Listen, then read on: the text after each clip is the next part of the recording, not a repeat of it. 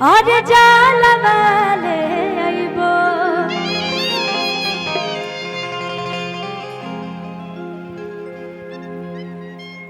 भगवान तो एक ही है, भले दरबार अलग अलग हो जाए, है ना।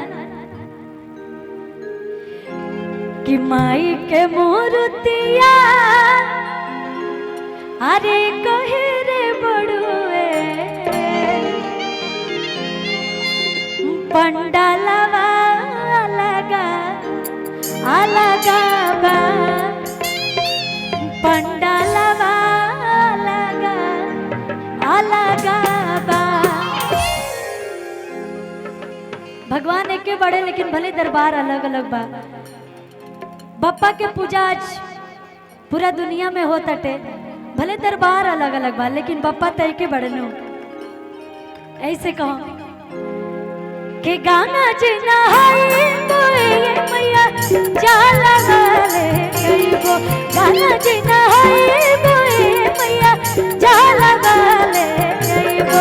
आंगन ले पईबो मैया गाला सादा रईबो, आंगन ले पईबो मैया गाला सादा रईबो। जा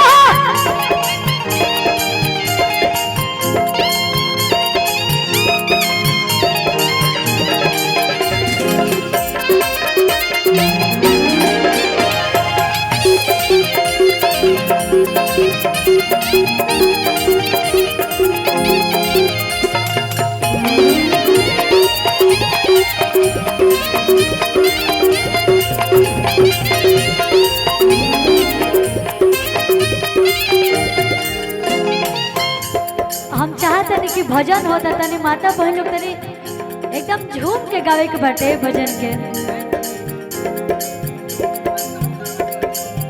अच्छा, दीपक साहू बरवा टोली जी की तरफ से बहुत सारा आशीर्वाद आए हैं, बहुत बहुत धन्यवाद। कि मालिक बोलाए बोए मैया ओढ़ौल महंगईबो, मालिक बोलाए बोए मैया ओढ़ौल महंगईबो। हरवा बनाईबो मैया तोहके चढ़ईबो, हरवा बनाईबो मैया तोहके चढ़ईबो। क्या बात है।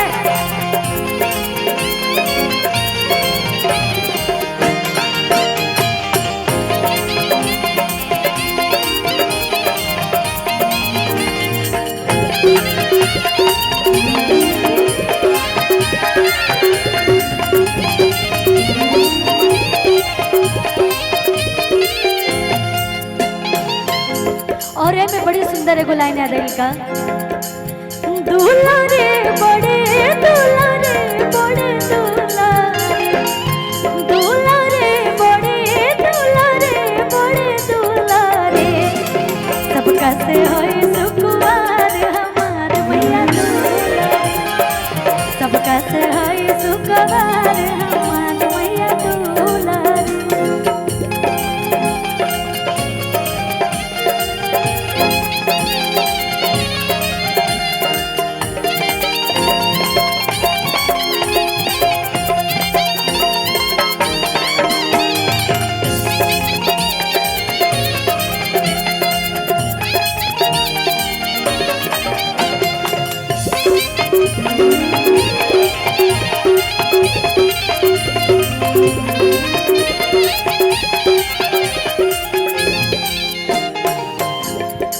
और काली भक्त का कि ओहिर बोलाए बोए